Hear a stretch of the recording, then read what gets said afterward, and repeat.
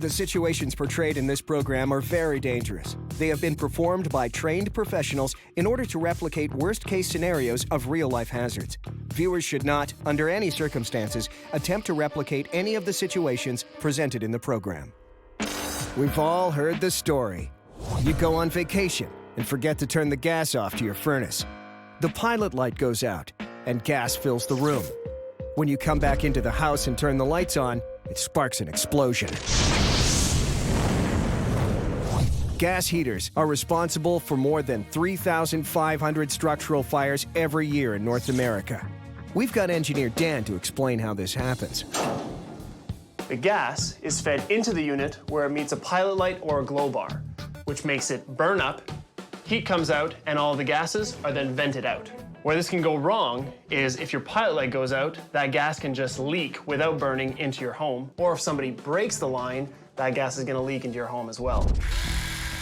The team wants to show that this heater can blow up this room, and to make sure they do it right, they're first going to test out their theories on a dollhouse. How much propane do we need to blow up the box? Well, how big's the box? 4x4, right? So we've got a 4x4 box. How tall is it? 4 feet. Another 4 feet. That gives us 64 cubic feet. What's our explosive limit for propane? 4 to 5%. When gas leaks into a room, all it takes is a 4% propane volume to ignite all the fuel trapped inside. This 4% is known as the stoichiometric ratio for a gas leak explosion.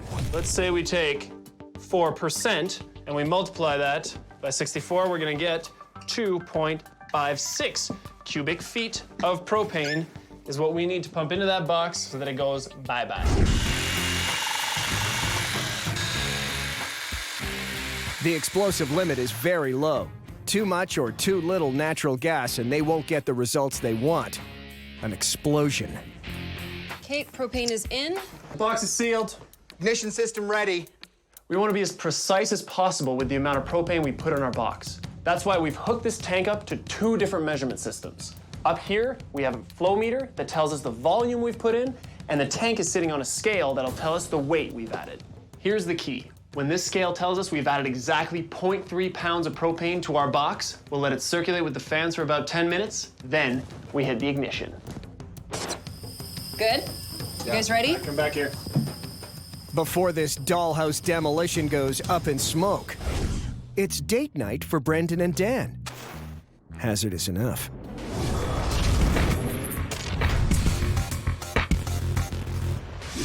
With their dates, the guys are going to show how a romantic evening at home can turn into one of the 370,000 house fires reported every year in the U.S. The guys are setting up an experiment with 2 heat sources found in practically every home: electricity and ethanol. Get it all the way up. A guy like me loves an electric blanket because it's not too far away from being very, very dangerous. Fondue's pretty simple. We've got ourselves some chocolate sauce that we're heating up with our element. I'm gonna start by filling up my fuel gel container. Dan's fondue set heats up his chocolate sauce by burning an ethanol-based gel fuel from below. The fuel burns at temperatures around 200 degrees Celsius. Making matters worse, alcohol flames are difficult to see. The majority of injuries occur because people fill the containers while they're still lit. Once it gets on you, it's gonna be very hard to get it off. Stop, drop, and roll isn't gonna help you. You're more likely to actually spread the flame. And if you try to use water, you're gonna spread it even more. That's how hazardous a fondue can be. I'm taking a reading with my thermal camera, and this blanket currently reads about 38 degrees. That's hot, but I can make it a lot hotter. All modern electric blankets have a safety to prevent them from getting too hot. This blanket uses a bimetallic strip thermostat. When electricity enters the safety, one metal expands faster than the other, bending the strip away from the circuit and stopping the electricity before the blanket overheats. Brendan is removing the safety to show how much heat a malfunctioning blanket can generate. This is actually quite a simple thing to do. Don't do this. So, because it's an alternating current. So I should cut it here and wire these 3 things together. Subvert the switch. That's exactly what I'm gonna do. Right. Now what I'm doing is I'm gonna strip these wires and hot wire the whole system together. I know Brendan's gonna do something to his electric blanket, so I'm gonna add more fuel. A lot more fuel. And then spill it on my date. This date is about to get much hotter than either of us anticipated. Hey, Brendan, how's your date going? She seems fascinated. I'm using this as it's supposed to be used, and it's already hazardous. You have to spend 10 minutes jerry-rigging yours to make it hazardous. Seriously, Brendan, how much more time do you need? I've been waiting for 10 minutes. Just 2 more minutes, Dan. I'm nearly done. Having finished rewiring the blanket, Brendan's next step is to concentrate the heat source by making a ball out of the blanket. An easy way to start a fire. I think all my dates go better with alcohol. Any liquid with an electric blanket is not a good idea. In this case, a flammable one. Oh, sweetie, look, you're making a mess. Again, the alcohol makes for a far more hazardous scenario. Here, spilling a drink could actually cause the short in the electric blanket. You've got a drinking problem, my dear. With Brendan's blanket ready to warm up, this experiment is about to get too hot to handle. Brendan and Dan are comparing which heat source is more likely to make a date go up in flames. Dan has ethanol fuel gel that burns at around 200 degrees Celsius, and Brendan has recreated a malfunctioning electrical blanket by removing the safety.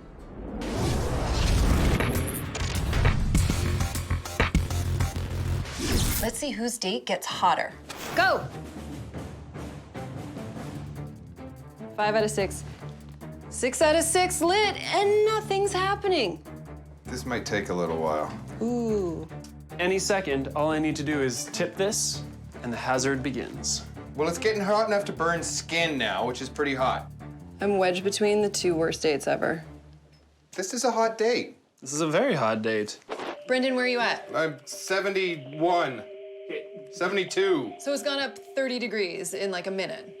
It's hot. All right, this will go. My chocolate is evaporating. All right, she's at 90. We're getting somewhere anyway. I see smoke coming off of her gorgeous dress. My tray is literally starting to get really hot. I'm not actually gonna be able to tip it over if I wait too long.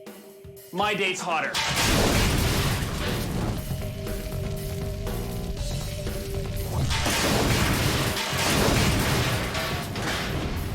While Brendan's blanket is dangerously hot, Dan's alcohol is burning out of control.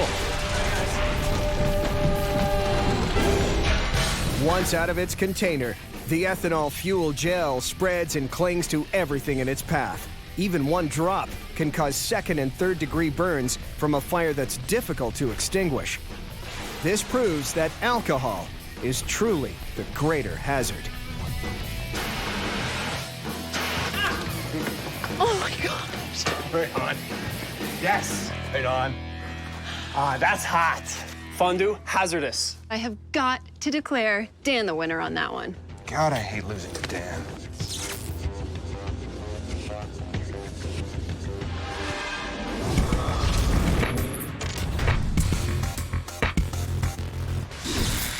The hazard team has set up an experiment with a miniature house inside an acrylic box to see if they can recreate a gas leak explosion.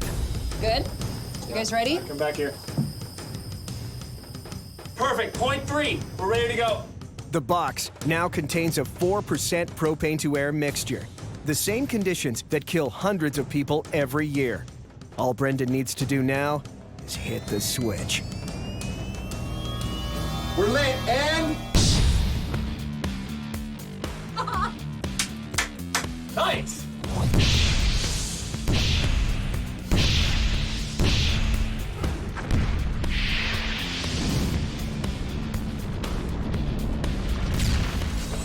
you see the concussive force just takes that wall right off the box. Lifts the side of the house. It's important to note that most of the explosion is on the lower part of the box, right? So our mix wasn't as good as we thought. Most of the propane still stayed on the bottom. But still, it was enough to blow the box apart. Absolutely. So if we're trying to replicate what happens in a real home, we've sealed up the room nice and airtight.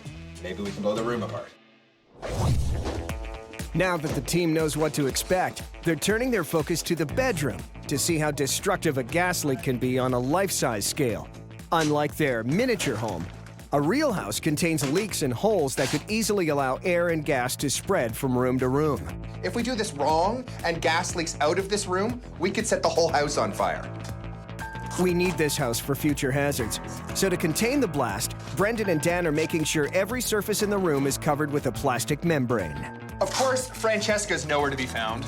Yeah, it's strange how she disappears whenever there's some real work to be done.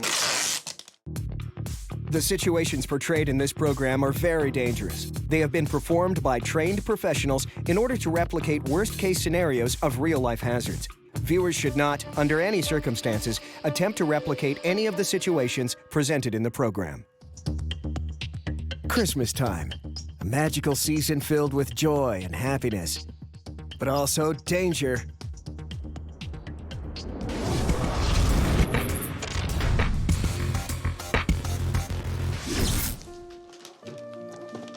I wonder what it is. Open it. Right now? Yeah. Okay. You didn't have to get me. It's not for me. The hell is this? You know it's not really Christmas, right? Good morning, guys. Dan? Brendan. What? You guys started without me. The team has created this scenario to test a hazard we all know well, a Christmas tree fire. This happens about 250 times a year in North America, killing more than 20 people annually. They've got an old dried-out tree, plenty of flammable wrapping paper, and Christmas lights glowing away. One of my favorite tools is the infrared camera. With this, we can tell exactly what temperature different parts of the tree are, and not only that, it'll show it to us in a nice color scheme. Even for a dry, dead tree, the needles on the branches must reach 232 degrees Celsius to burst into flame. This one's definitely hotter. But by how much? Looking at 45 degrees Celsius. These aren't nearly hot enough. And they've been on for a couple of hours. Yeah. So even if we left it all holidays, probably would never even get hot enough. These lights alone aren't enough to ruin a holiday. But Christmas is more than just the tree. It's a roaring fire at the hearth, which we don't have. But Brendan has the next best thing. Pile of hot embers and we'll blow the sparks Brendan. towards the Christmas tree. And this is a real hazard. This is the kind of thing that happens in the holidays. Francesca is doing her best impersonation of a chimney, recreating a downdraft that could blow a burning ember onto the tree. So, to speed things up, Brendan is going to place the embers directly onto the tree. Ready and go. Oh, That's going. why does it sound like popcorn? That's the pine needles you hear. We're getting a lot of smoke in here, guys.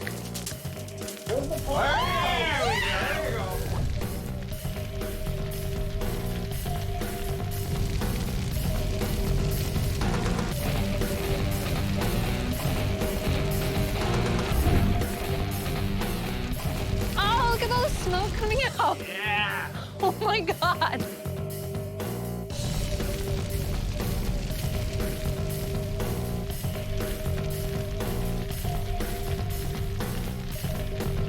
That is some black smoke. Pouring out.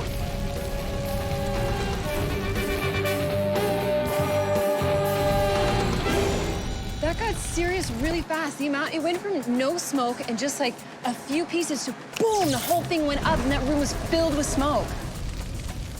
Not only that, normally, I mean, we had people standing by, but your closest fire station is what, at least 3 minutes away? 3 minutes, that room is gone. That's your house. Gone. A few hours later, the team returns to inspect the damage. That is absolute devastation. Look at all of the gear that's burnt away. That was a big fire. Do we have to pay for that? No, I don't have to pay for this. Not it. Not it. We did not expect this level of damage to our gear when we set the tree on fire. You can see this lighting fixture completely melted. Our blacks melted. There's a camera up here. Completely melted. This huge amount of damage all happened in 45 seconds. Please do not underestimate the danger of having a dried out Christmas tree and embers close by from a fireplace. A Christmas tree inferno is going to be a tough hazard to top, but the team is going to try.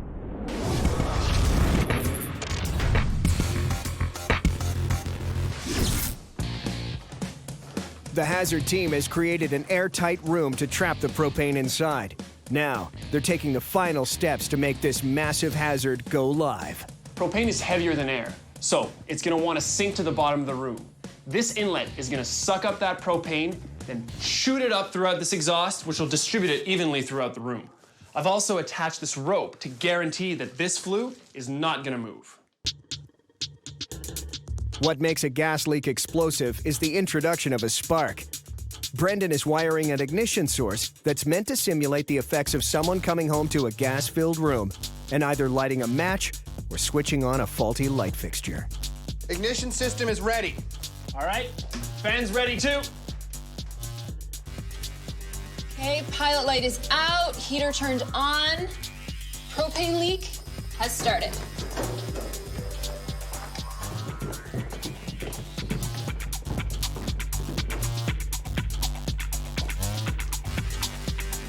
This huge propane tank is hooked up to our wall furnace upstairs, which is currently leaking propane into the room. The perfect stoichiometric ratio is 6.1 pounds of propane for that size of room. Just like the miniature, Dan is measuring how much propane has been added to the room.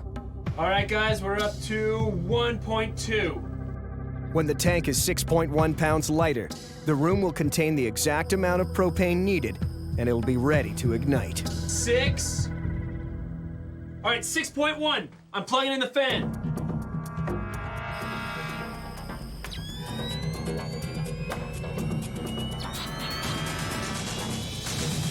Fire in the hole! This Thanksgiving, be grateful your house is still standing. Every holiday season, an estimated 4,300 fires occur, and the damages are tough to swallow. Backyard turkey fry-ups are becoming increasingly popular. Most shows would tell you how to do it the right way. So of course, I'm gonna tell you how to do it horribly wrong. First, let's use a frozen turkey. Ew. Second, not a little bit of oil, way too much oil.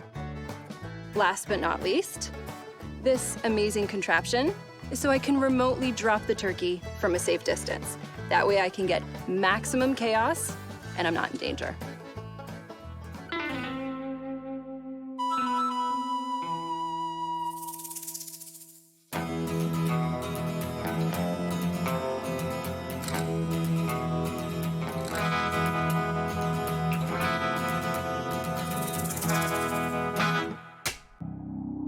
Because the turkey is frozen, it's loaded with excess moisture.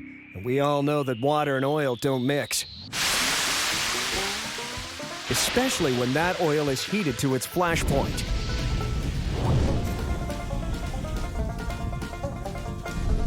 A massive grease fire might be enough fireworks for the holidays, but imagine what would happen if this fire burned through the gas line to the turkey fryer. Well, you don't have to imagine. We're going to show you.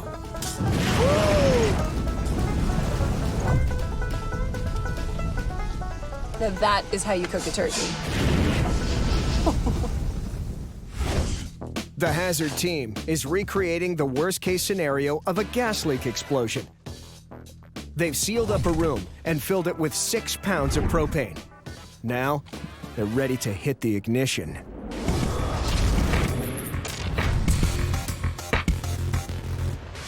You guys ready? Sir. All right.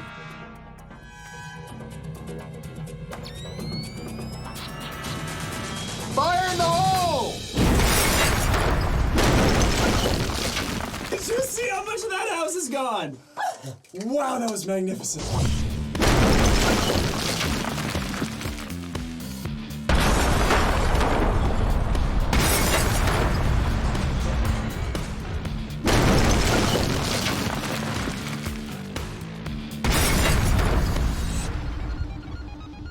What this clearly demonstrates to me is that a propane leak is a very definite hazard.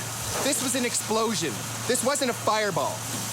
In an unventilated area, when you contain that burning of propane gas, it explodes. It's a moving wall. That's what happened here. Well, you can see the furnace came off the wall. Yeah. Most things came off the wall. The wall came off the wall. This is by far the craziest thing that we've done yet. We've ripped this house apart. It's amazing. This was done by 6 pounds of propane. 6 pounds, that's about a third of what your normal barbecue takes. And 1 spark. 1 spark, 6 pounds, gone. And this is what happens.